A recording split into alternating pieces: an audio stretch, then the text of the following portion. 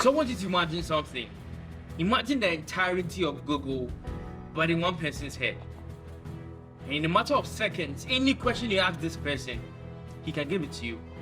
From 500-page essays to complex math problems, it could be answered. Yeah, this exists now and it's still blowing my mind. But this might just be the beginning of something much, much bigger. And that is why I'm here today, to tell you all about this. But before that, I'm Sean Manuel, and welcome to Tech Here.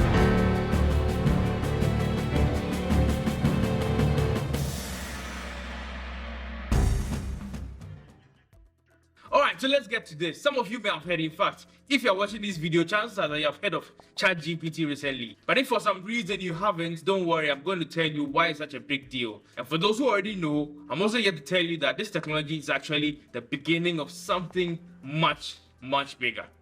So what is Chat-GPT? Again, I'm going to try my best not to get too technical. But I want you to think of Chat-GPT as a piece of software. It's actually a large language model, but I think it's better for you to think of it as a piece of software. It's a piece of software that you could ask any question whose answer can be written down. So any question you can ask, but the answer can be written down in the form of text. That's what ChatGPT is, more or less. So let's say you're a secretary and you write a lot of letters. Let's say this time you're writing a letter to the CEO of Coca-Cola requesting for extra bags of sugar. Even a solid 8 out of 10 secretaries would definitely take you about 10 minutes to finish something like this. But with ChatGPT, you could finish it in 10 seconds. Alright, another one. Let's say you're a student and you have an assignment to write on the history of Adome Bridge. It's definitely going to take you a couple of hours. In fact, what am I kidding? It's going to take you a couple of days to finish it. But with ChatGPT, you can finish it in 10 seconds. Okay, fine, I'll find an example. Let's say you want to propose and you have no risk, absolutely zero. You have no vibes, nothing. You could ask ChatGPT to write a cute proposal for a girlfriend who likes pepper, Manchester United, and eats fufu with a spoon. Those are all red flags, but ChatGPT would give you a poem in less than 5 seconds. The truth is that your imagination is truly the limit here. And at least for me, this has really changed the way I use the internet. For the past 3 months, I've barely Googled stuff, and that's because Google usually gives you a list of places you can find what you're looking for. But on the other hand, ChatGPT gives you exactly what you're looking for, and on the browser version, it can even give you where it got its information from. And it's actually pretty impressive. So I'm sure some of you may be wondering, how is this even possible? So let's break it down. Chat-GPT. The chat aspect basically means that it's a chatbot, so you chat with it like you would a normal person online on WhatsApp or any other social media. Now the GPT, the G stands for generative because it's able to generate text. The P stands for pre-trained because it has been trained on so many millions of texts on books from the internet and many more. We'll come to that, but basically the P means it has been pre-trained. The T, which is quite interesting, means transformer, which basically shows that the software has been trained to understand prompts which has been given to it. It does this by breaking down the sentence structure into different little units and forming links between them to try and understand what you have asked it. That's why when you ask a question, it's able to understand and give you an answer. So that's Chat-GPT, chatbot, generative, pre-trained transformer. So I hope I'm still not too technical yet, but remember I mentioned that it has been trained on millions of text data, and that's why it seems to look like it knows everything. That's because it has been trained on millions of books, articles, websites, Wikipedia, and so the analogy of imagining it as almost the entirety of Google in one person's head is a good way of analyzing the volume of data it knows. And so that is how it knows what it knows. How about how it knows what to give you what it knows? Basically, how does it know to deliver the response the way it does? The way this has been done is by what they like to call supervised learning and reinforced supervised learning. Now, how these work is that they include human beings in the software learning process, like supervisors, just like the name, reinforced supervised learning. So what happens is that these human beings would reward the software or reward the model when it gives an answer like a human being would, like a human being's response. And the cycle continues. And so just like training an animal or even a child, when a child does the right thing, you reward him or her with a toffee or a gift so that they will be more inclined to do the right thing again, right? And the same for the child. The child will also be more inclined to do that thing that got him the reward. And that's the same logic behind the training of the model. So having human beings shape ChatGPT's responses has made it so good at responding like human beings. And you'd be surprised to learn of how much an influence the human brain has on all these AI development and neural network stuff.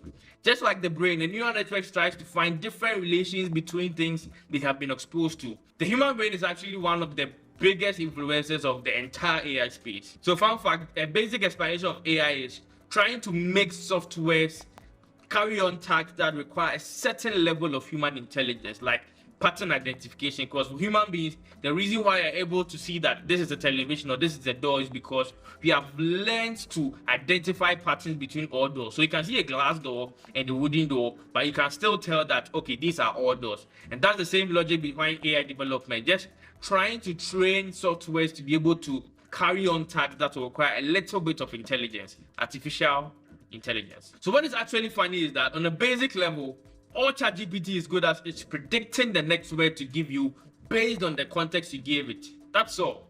But you know something? I think I'm just talking too much. Let me just tell you some of the most ridiculous things ChatGPT has done so far. One, it passed the US law final exam in university. It also passed the US medical licensing exam. This is a very big deal. We'll come to that later. It also passed multiple business management exams. And also one thing from the medical licensing exam is that, and I quote, ChatGPT was also able to produce at least one significant insight that was new, non-obvious, and clinically valid for 88.9% of its responses for the medical exam. Of course, it didn't get A+ in all those exams, but it still passed on the list. I mean, how many A+ do we get in our lifetime anyway? But remember that ChatGPT has been trained on all forms of information available, which also includes misinformation, because spoiler alert, not everything that has been documented down is true. Not every book is true. Not every article which has been well formatted is true. In fact, a lot of things on the internet is not true. So if this AI or this chatbot has been trained on the internet and multiple sources, it doesn't mean that every information it gives you is true. Also, for the web app version, ChatGPT has a tendency to hallucinate. That's basically when an AI says something that must sound sensible because it has been trained to respond like a human being, remember. So it might sound sensible, but it's actually factually incorrect, leading to inaccurate responses. But Charlie, look, the guy passed multiple extremely complex exams and made a significant insight. Basically, that means it made sense from something that was not very obvious. It just made logical reasoning, which, if you think about it, it is a big deal. I think a better way to put this is to say that ChatGPT generates responses that mimic logical reasoning. Because technically speaking, ChatGPT isn't thinking, but its outputs appear to be the result of logical reasoning. So it's technically not logical reasoning, but it appears to be. So do I really need to say anything more? They are literally training softwares to behave like a human brain. But let's just take a pause on that and let's look at history and facts. One interesting thing that came to mind when researching about this video were the industrial revolutions we've had in history. So if you don't know, the industrial revolution are periods in history of fast economic and social growth which were caused or fueled by inventions and new technologies. For instance, the first industrial revolutions, which was in the 1700s and the 1800s, they saw the invention of the loom machine, which made it easier to convert fiber into yarn at incredible speeds, making it more easier to make clothing. Making more clothing means bringing more money and employment and revenue for the government. Also, this is when they discovered new methods of extracting iron, which made it easier to attain and use. And one of the more notable ones from the first industrial revolution was the invention of the steam engine. Now, this literally changed the transportation industry for good, and even to date, there are still some trains that run on steam engine. So the invention of the steam engine was quite a big deal back then. And even a lot of factories were using the steam engine to propel or make their machines work better and faster. The second industrial revolution commercialized electricity and assembly line production. Assembly line production made it easier for companies to produce large amounts of products per day, significantly higher than by individuals if they were making them by themselves. And also electricity. I mean, nobody can underestimate the importance of electricity in history. The third industrial revolution saw the automation and the communications era, which was also the introduction of the digital stuff into the world. Computers and renewable energy were all invented during this time period, around the 1900s to late 1900s. And now we're in the fourth industrial revolution, which has been the surge of IoT. Basically, IoT is all the smart things you've been seeing: smartphones, smart TV, smart cars, smart air conditioning, smart chairs, all the smart things you call it. It was all falls under IoT. And also communication was made even more easier in the fourth industrial revolution. 3G, 4G, video calls, all these social media things all fall under the fourth industrial revolution. But one main thing I believe hasn't been mentioned nearly as enough is how AI could be the real driver for this industrial revolution, or even spawn a new one. No kidding. You just think about it. The application of AI, which AI basically is the umbrella term which ChatGPT and all those neural networks form under. ChatGPT is basically just one of the many different products that have spawned from AI development. It literally takes away the human element from a number of industries. Just think about it. Anything that requires repetitive action could be done by machines which have been trained by AI. For example, restaurants could have robots powered by AI, and some exist right now. Because think about it. If now, for instance, ChatGPT is able to synthesize text questions and give you a response, this same synthesis could be implemented in a robot, and the robot could take your order and go and give it to the chef, who could also be a robot, because again, cooking is about identifying when food is hot, when to add the spices, all those things. Literally, cooking recipe is an algorithm. You could feed the algorithm into a model, and it could be trained to cook multiple foods from different cuisines all over the world. So again, the food industry could literally be taken over by AI. So while I was editing, I realized that the word I should have used is revolutionize, not take over, because taking over basically means that AI will be at the helm of affairs. And we all know that humans don't like to relinquish our control, right? But revolutionize makes more sense. And if you think about it, a manager could potentially lay off all their employees and employ AI tools to come and work and do those repetitive tasks. I'm not saying it's good. I'm not saying I endorse it, but it could potentially happen, because we all know that dealing with human beings come with a lot of complexities, like pension, human resource, complaints, and tiredness, a whole lot of things. But when you employ AI tools to do some of these things, you wouldn't have some of these issues or problems. And so a non-empathetic manager could potentially lay off all their employees and employ AI tools to take over all those tasks. And so this is why I say it could revolutionize, probably not take over, because there will always be a human manager as an element in the industry. Of course, I know a lot of people will argue and say that it's not possible, but look, if you told somebody 20 years ago that now you could, 20 years ago is a bit short, but if you told somebody 100 years ago that you could sit here and see somebody while talking to the person who is thousands of miles from you, it would sound impossible. So right now, it might look impossible, but trust me, it could take over the food industry. All right, moving away from food, let's see, school. Now, a lot of IT personnel might even tell you that right now you don't need school to learn programming and all. And it's true. Because even we in school were learning programming and stuff, most of the things we learned were over the internet. Now imagine you have a soulless AI teacher right beside you 24/7. Any coding question you could ask it, it could teach you. You could literally let it draw up syllables for you to learn C++ or Python in a couple of days. I mean, it's wild. And this is just talking about ChatGPT. Remember, AI is a very huge umbrella. Basically, artificial intelligence.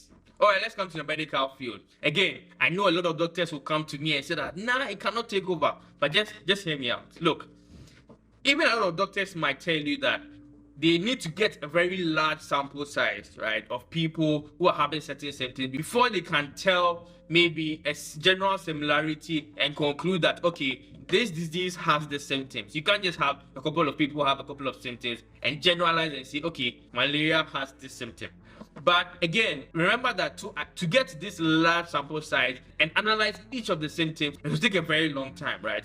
Now, as I mentioned, AI is very good at predicting patterns and also very, very fast at seeing these patterns that a human being will otherwise not see. Fine, in real life, maybe objects and things in reality, human beings are better at identifying these objects, right? But when it comes to large sample sizes with a lot of text, an AI is going to be infinitely faster than a human being if you are trying to identify patterns within a text. For instance, you have a 600-page essay.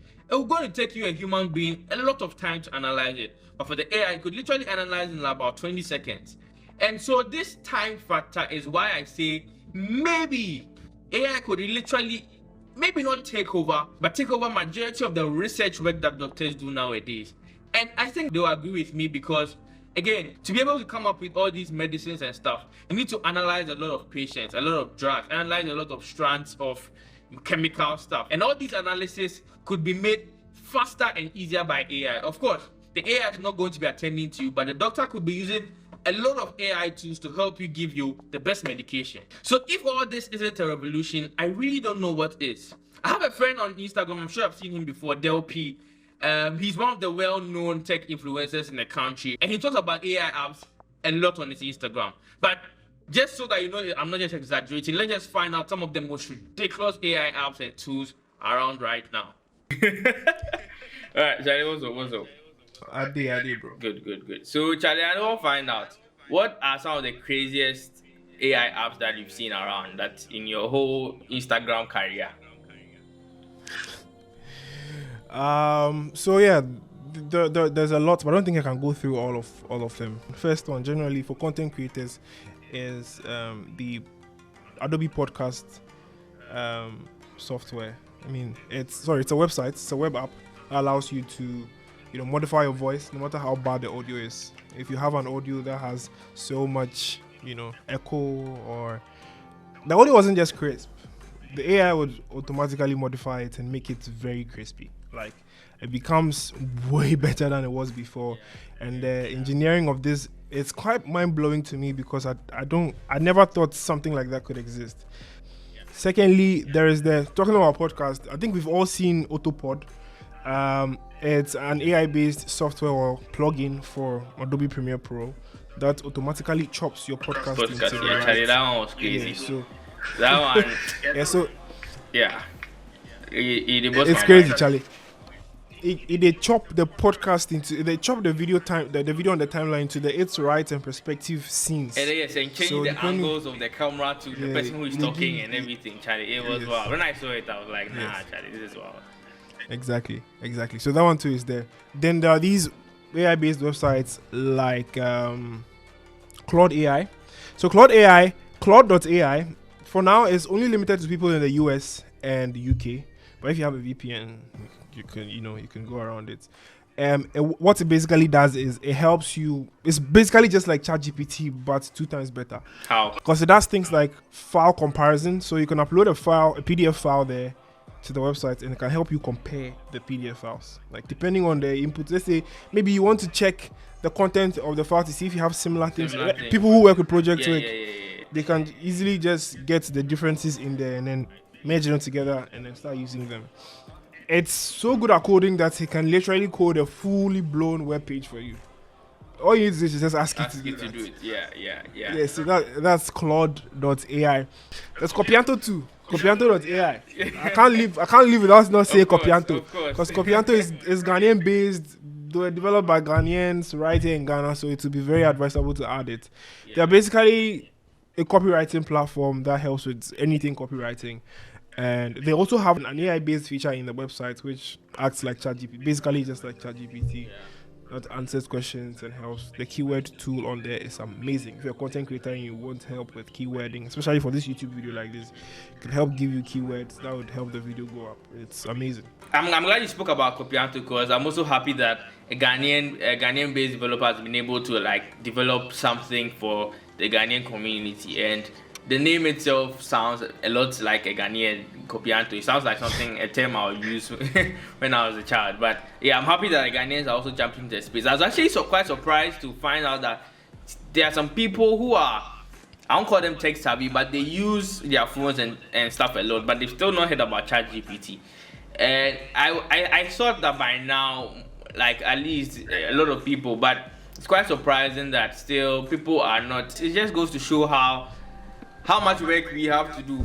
To educate people. Exactly, to educate people, and so I guess we have our work cut out for us. We have a lot of work to do, but Charlie, small we could do. As you can see, you have a lot of influence already on Instagram, so reaching so many people with your sponsorship and everything. So Charlie. Yeah. Thank you, Charlie. And happy belated birthday as well yesterday. Thank you, bro. Thank you. Yeah. So Charlie, we will cross next time. Yeah? Alright, bro. We could talk more. Alright. So I'm sure I've managed to convince you that AI could truly and potentially be the next industrial revolution. Who knows? But again, remember that AI is more than just ChatGPT. ChatGPT just sparked the conversation around AI again. And so I want to hear from you guys. What do you think a tool like ChatGPT can change society as we know it? And not just ChatGPT, but the other tools that Delphi mentioned. What are the possibilities of these AI tools, and how could it shape reality as we know it today? Of course, I don't think it's happening now. But this is surely just the beginning. This video is brought to you by Naya Creations. If you're a viewer of this channel, I'm sure you've heard of them again and again. But just look at me right now. I look stunning, I think. It's all because of Naya Creations. They make awesome African urban attires for both girls and boys, men and women, grandparents, and oldies. So no matter your age group, you're not left out. Beautiful African attires for everybody, for every occasion. So check out Naya Creations and give them a call, and follow them on their Instagram handle, which I'll link in the description below. Alright guys, so if you enjoyed this video, please let me know by subscribing, liking, and share with friends and family as we build a tech-based Africa together. For data, a lot of you watch the videos but don't subscribe. I don't know why. But please, if you love this, please subscribe and share with friends and family. And I'll see you next time. Bye.